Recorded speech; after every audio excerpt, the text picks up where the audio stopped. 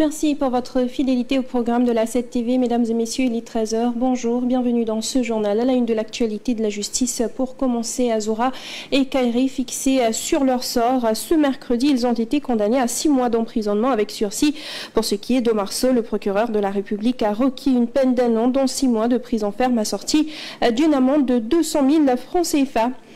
Et puis, clôture ce mercredi des travaux du dialogue national. Plus de 500 organisations et personnalités ont participé à un dialogue qui était axé sur la réforme du système politique. Il y a eu des points d'accord, d'incompréhension, de désaccord et de réserve. Et enfin, préparatif de la Tabaski 2025 à Saint-Louis, tout se passe bien. Le gouverneur Alassane Sall a effectué une visite de terrain sur le site stratégique de vente de moutons de Rao. Voilà tout pour l'essentiel des titres. Le développement, c'est tout de suite.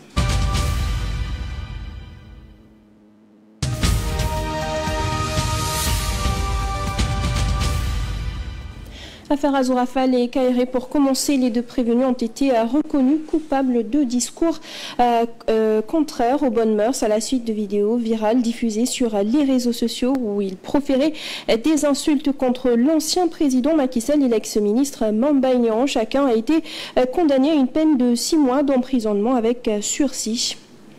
Justice toujours du côté d'Omar Sow. Cette fois-ci, le procureur de la République a requis une peine d'un an, dont 6 mois de prison ferme assortie d'une amende de 200 000 francs CFA contre Omar Sow, ancien ministre conseiller de Macky Sall, membre de l'APR, poursuivi pour diffusion de fausses nouvelles. Omar Sow est accusé d'avoir déclaré dans l'émission Ultimatum sur CNeWeb que le parquet avait programmé le placement sous bracelet électronique de l'ancien ministre de la Justice Ismaïla Madior Fall. À la barre, Omar Sow a plaidé un lapsus, présentant ses excuses au procureur Ibrahim Ndoye. Et puis le dialogue national à présent. Aujourd'hui, le ministre de l'Intérieur clôt le dialogue politique entamé depuis le 28 mai dernier. Plus de 500 organisations et personnalités ont participé. S'il y a eu des accords, notamment sur l'interdiction de cumul de fonctions du chef de l'État et chef de parti, la rationalisation du calendrier électoral et des partis politiques, il y a aussi eu des points de convergence, notamment sur la modification de l'article 80 entre opposition, OS et autres organisations. Sans plus, les désaccords portent eux sur le statut du chef de l'opposition, sur l'Observatoire de la démocratie, la déchéance électorale, la publication des sondages, alors que les points de réserve sont la nature du régime politique sénégalais et la régulation des fonds politiques. Et justement, alors que la clôture des travaux du dialogue national se tient donc aujourd'hui, Pierre Ahmed Ba exprime ses critiques sur le calendrier gouvernemental. Il estime que l'économie aujourd'hui devrait passer avant les concertations. Il a également pointé du doigt des réserves concernant ce qu'il qualifie de dérive dans la manière dont la justice mène les procédures dans la gestion des fonds force Covid-19. Pierre Ahmed Ba était l'invité de MNF hier soir. Face à la journaliste Maïmouna Ndoye, Pierre Ahmed Ba émet des réserves quant à la tenue du dialogue national initié par le président de la République, Bassirou Diomaye Faye. Pour le responsable politique, l'urgence se situe ailleurs. Elle est tout d'abord économique.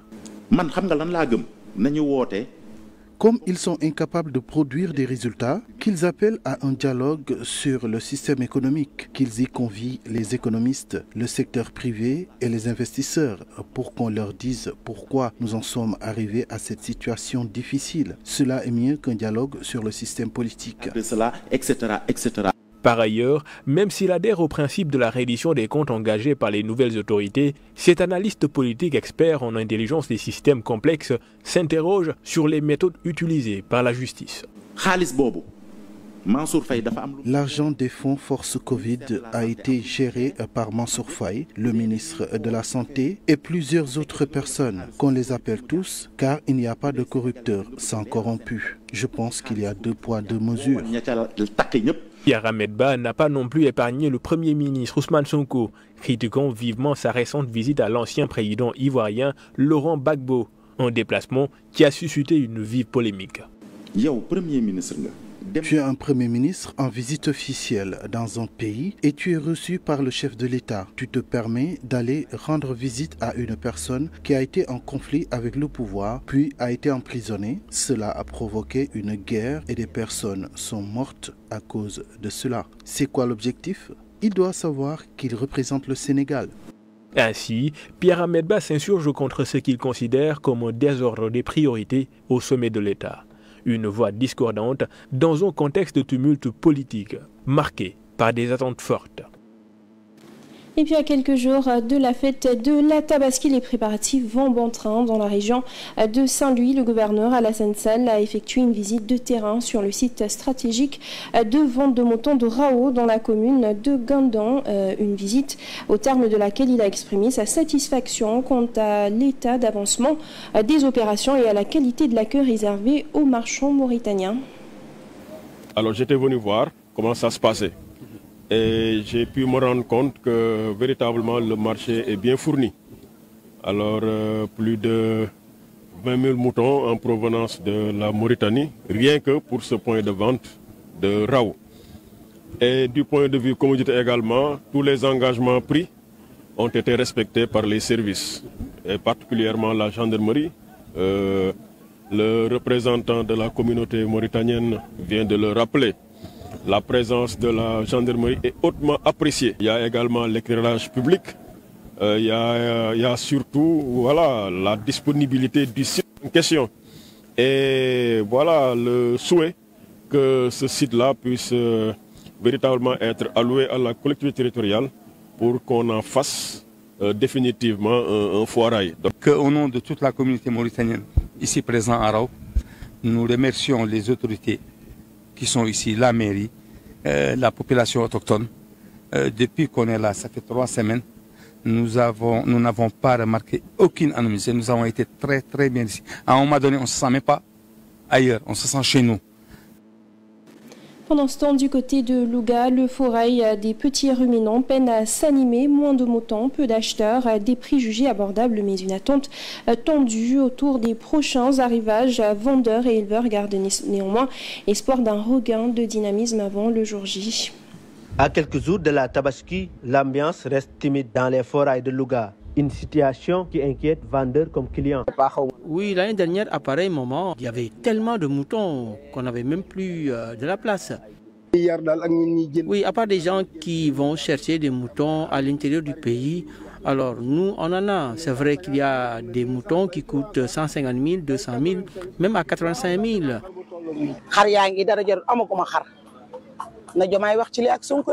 Pour certains vendeurs, l'arrivée tardive des moutons est due à la cherté de l'aliment de bétail. L'aliment de bétail coûte très cher, ça il faut le dire.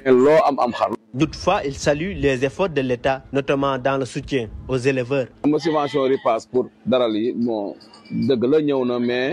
vous savez, la subvention, elle est bénéfique pour nous, les éleveurs. Oui, c'est bien, mais ça peut être meilleur. Meilleur dans le sens de pouvoir donner beaucoup plus de subventions aux éleveurs, notamment ceux de Louga. Ici à Louga, les regards sont tournés vers les prochains jours. En attendant, la Tabaski se prépare dans un contexte marqué par la cherté de la vie et l'attente des derniers arrivages. Et à Richard Toll également, les vendeurs peinent à voir les clients, mais ils restent confrontés aussi à des difficultés liées notamment à l'accès à l'eau ou encore à l'insécurité et à la cherté de l'aliment de bétail.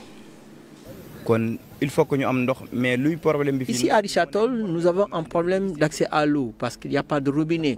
Les bêtes ont soif. Nous avons tout le temps dénoncé cela malgré avoir saisi la mairie, mais sans réponse. Nous en avons besoin parce qu'il n'y a pas de robinet. L'autre problème, c'est l'électricité parce qu'il fait très sombre. Et avec le vol de bétail, il y a un réel problème de sécurité. Et il est idoine que les autorités trouvent une solution par rapport à ça. Moi demandé nañu mën def ci mairie bi def nañu demande. dañu bëggoon am fi sécurité. Oui, la sécurité, nous l'avons tout le temps dit, mais depuis lors, silence radio. Ce n'est pas normal parce qu'avec le vol de bétail, nous sommes dans l'insécurité totale parce qu'il fait sombre. Oui, le problème c'est la cherté de l'aliment de bétail parce que vous savez, au Sénégal, il n'y a pas assez de bêtes. Ce sont des gens qui élèvent leurs bêtes pour ensuite les vendre à des prix exorbitants. Oui, cela fait des jours que je parcours ce foirail des petits ruminants. Malgré tout, j'ai 100 000 francs, mais je ne peux même pas avoir une bête. L'on me propose des petits moutons à 100 000 francs. C'est tout un problème. Port de Dakar, toujours dans le cadre de la Tabaski à 2025 à Kédougou, plus de 150 enfants démunis vivant avec un handicap et orphelins ont bénéficié de tenues pour la fête de cette année, une œuvre de bienfaisance de l'association Enfants de Kédougou. Il s'agit notamment d'aider les pères de famille pendant cette période d'avant-fête. Pour une 4e édition de Tabaski des enfants, donc Kédougou Children continue de le faire chaque année, d'offrir à ces enfants vulnérables des kits, des tenues pour les fêtes de Tabaski. Puisque nous considérons que tous les enfants sont les mêmes et que tout le monde mérite d'avoir des tenues pour la fête de Tabaski. Et pour ces enfants dont les parents n'ont pas les moyens, les enfants handicapés, cette année on a donné 150 enfants des tenues. Et bon, je dirais que même l'année passée, ce que nous avons fait était plus. Nous vous félicitons, nous vous encourageons sur cette initiative que vous avez mise sur place pour accompagner tous les enfants en situation démunie. Ce sont nos enfants aussi, puisque nous partageons tous Kédougou et ils méritent, ces enfants-là méritent de passer une belle fête de Tabaski comme tous les enfants du Sénégal et du monde. De retour à Dakar à présent, la vente de couteaux est un commerce qui marche très bien aussi en cette période, tant et si bien que l'accessibilité à cet outil inquiète certains. Les vendeurs néanmoins tentent de rassurer, affirmant que ce n'est que pour le temps de la fête, qu'ils également prennent toutes les précautions nécessaires. L'approche de la Tabaski rime avec la vente d'armes blanches. Couteaux, machettes et limes sont exposés dans tous les coins et recoins, destinés à égorger les moutons ou à épulcher les légumes. Leur vente suscite cependant une peur bleue chez certains. Parce qu'on rencontre toutes sortes de personnes. Il y a celles qui sont venues en acheter uniquement pour la Tabaski. Par contre, d'autres sont mal intentionnés. Mais selon les vendeurs, côté sécurité, il n'y a pas de quoi s'inquiéter. Ça fait quelques années que je m'y active, mais j'ai jamais eu de problème. C'est juste pour la Tabaski. On ne peut pas égorger un mouton avec des petits couteaux, d'où l'importance d'en acheter de plus gros, juste pour le temps de la fête. On les expose que les 5 derniers jours avant la Tabaski. Après cela, on les range. Malgré la difficulté de contrôler l'usage de ces couteaux, ils prennent néanmoins toutes les précautions au moment de la vente. On y prête bien attention. C'est pour cela d'ailleurs qu'à partir de 17 h, on plie bagages. Après la vente aussi, on prend le temps de bien les emballer. Ils sont accompagnés d'emballage et on utilise aussi du scotch pour plus de sécurité. La vente de ces armes blanches dans la rue n'est autorisée que le temps de la fête. Après la Tabaski, ils devront ranger tous les couteaux jusqu'à l'approche de la prochaine fête du mouton. Et puis en termes d'insécurité, toujours la période de Tabaski est un moment propice également pour le trafic de faux billets de banque. C'est un moment où le faux monnayage bat son plein. Les commerçants et autres gérants de multiservices font partie des principales victimes de cette pratique. Ces derniers font appel à plusieurs stratégies pour échapper aux arnaqueurs. Matar Bari pour le reportage. Le Sénégal est aussi confronté à la circulation des faux billets de banque dont le trafic a pris des proportions très inquiétantes. Ceux qui s'activent dans le secteur de l'économie, et notamment les commerçants, sont en permanence sur le qui-vive. Nous faisons beaucoup attention à cela. Quand on nous remet un billet, si on s'en rend compte que c'est un faux billet, on le remet au propriétaire sans poser de problème. Ce sont eux qui subissent principalement les dommages de cette pratique, surtout en cette période de préparatifs de la Tabaski.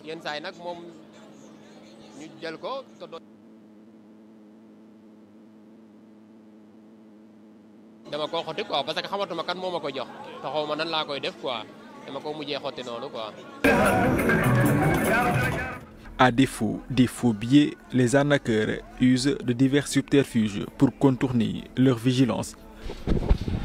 Le faux monnayage n'épargne pas non plus les agences de multiservices. Le mois dernier, j'ai attrapé quelqu'un avec un faux billet et je l'ai livré à la police. Mais pour faire face aux malfaiteurs, les gérants ont mis en place des mesures comme l'utilisation des détecteurs de faux billets. Nous avons des caméras, des détecteurs et des lampes ultraviolets. Nous redoublons aussi de vigilance. C'est un travail complexe.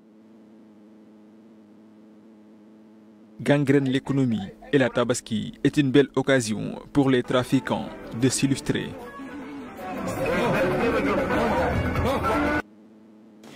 Parlons à présent de l'occupation anarchique des trottoirs, le ras-le-bol des habitants de Grand Yoff. Accidents, courses dans les voitures pour traverser, risques pour les enfants et les vieux. La situation interpelle, ils en appellent aux autorités pour apaiser leur quotidien. Mon fils et son ami ont été faussés sur cette même route. Son ami a rendu l'âme sur le coup. Mon fils, lui, a passé des mois à l'hôpital. Cette histoire tragique est loin d'être un cas isolé. À Grand Yoff, une commune fortement impactée par l'occupation anarchique. Il y a de cela quelques jours, les sapeurs-pompiers sont venus récupérer un jeune homme fauché ici même. Les images parlent d'elles-mêmes. Des piétons qui se disputent la route goudronnée avec les voitures pour se frayer un chemin. Le mal-être se fait ressentir, surtout avec l'aménagement des cantines de fortune en cette période de Tabaski.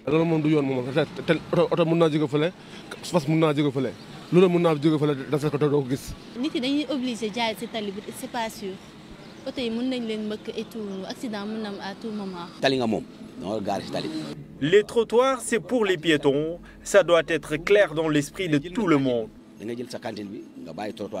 Pour les riverains, il ne faut pas chercher bien loin. La faute incombe aux autorités. En première ligne, la mairie de Grand Yoff. Qui collecte les droits de patente? C'est la mairie, non? Donc, ils ont une responsabilité sur les gérants des cantines. La route est trop petite pour une commune carrefour comme Grand Yoff. Une situation invivable à telle enseigne que d'aucuns se veulent fatalistes. J'ai la forte prémonition que rien ne va changer. Chacun n'en fait qu'à sa tête. Les riverains ne sont aucunement rassurés par la suite des événements. Pour eux, les débordements sur les trottoirs sont devenus incontournables pour leur quotidien. Une note de sport à présent, la Ligue sénégalaise s'apprête à vivre l'un des chocs de la saison avec le derby de la banlieue entre Pikine et Guédiawaye. Ce sera pour aujourd'hui à partir de 16h30, une rencontre à enjeu puisque 4 petits points séparent les deux formations. Avantage pour Pikine. Pikine, Guédiawaye, une simple affiche de championnat, mais bien plus qu'un match pour les deux formations. Le derby de la banlieue, prévu ce mercredi, est chargé d'enjeux, tant sur le plan sportif que symbolique. Sportivement, les deux équipes sont au coude à coude cette saison. 4 points les séparent au classement, Pikine est 7e, GFC 10e. En cas de victoire, les Verts et Rouges peuvent espérer revenir dans la course aux places d'honneur et titiller le duo Agel-Walidane. Pour GFC, l'enjeu est clair, prendre les 3 points pour déloger la Linguère de Saint-Louis de la 8e place et revenir à égalité avec leur adversaire du jour. Mais ce derby, c'est aussi une question d'honneur. Jusqu'ici, la banlieue est jaune et bleue. Guédiawaye l'a emporté à l'aller, 1-0. C'est le but de Guédiawaye. Très grosse erreur de Mbaye Yaeli. Mbaye Yaeli qui fait une très grosse erreur. Objectif affiché, confirmer cette suprématie pour clore la saison en beauté. En face, Pikine entend remettre les pendules à l'heure. Pikine reste sur 3 victoires en 5 matchs et semble marcher sur l'eau. Pour GFC, la dynamique est moins flatteuse, un seul succès sur les 5 dernières sorties. Qui, pour trôner au sommet de la banlieue, réponse après les 90 minutes. Place tout de suite à la revue de presse.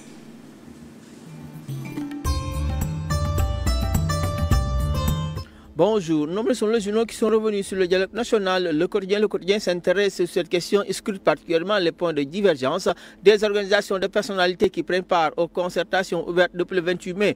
S'il y a des accords sur l'interdiction du cumul de fonctions du chef de l'État et du chef de parti, la rationalisation du calendrier électoral et des partis politiques, il y a aussi des points de convergence, notamment sur la modification de l'article 80 entre opposition et organisation et de la société civile et autres organisations. Sur le journal, des désaccords portent sur le statut du chef de l'opposition, sur l'observatoire de la démocratie, la déchéance électorale, la publication des sondages.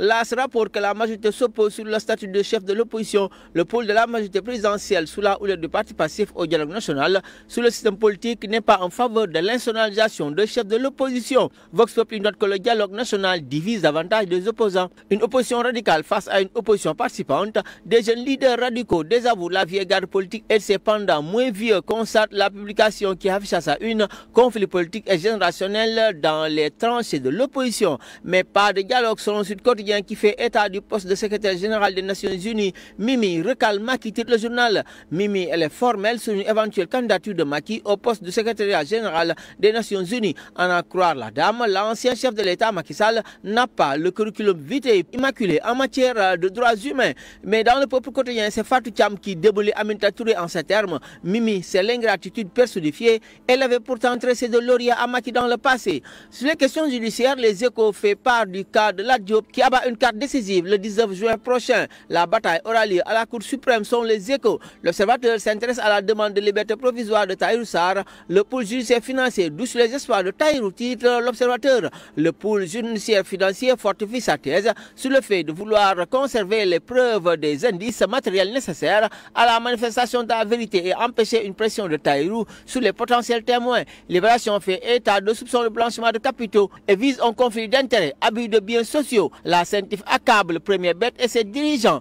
Le Soleil revient sur la visite d'amitié et de travail en Sierra Leone, étape d'une tournée sous-régionale qui a précédemment conduit en Côte d'Ivoire et en Guinée le Premier ministre Ousmane Sonko. Ce dernier était à Freetown et procédé à la signature de plusieurs accords de coopération avec les autorités sierra-léonaises. Mais enquête s'interroge sur le jet privé du Premier ministre Ousmane Sonko, entre fantasme et réalité, titre enquête. Selon le journal, c'est la compagnie Sam Airways qui transporte le PM. Mais il existe des défis de transparence et les conditions d'affrètement du jet privé. Selon le journal, le syndrome Karim entre les Sénégalais. En sport, record sur le candidat au poste de la présidence de la Fédération sénégalaise de football. Il s'agit de Moustapha Kamara. J'ai le profil et le programme pour développer notre football. Bonne lecture.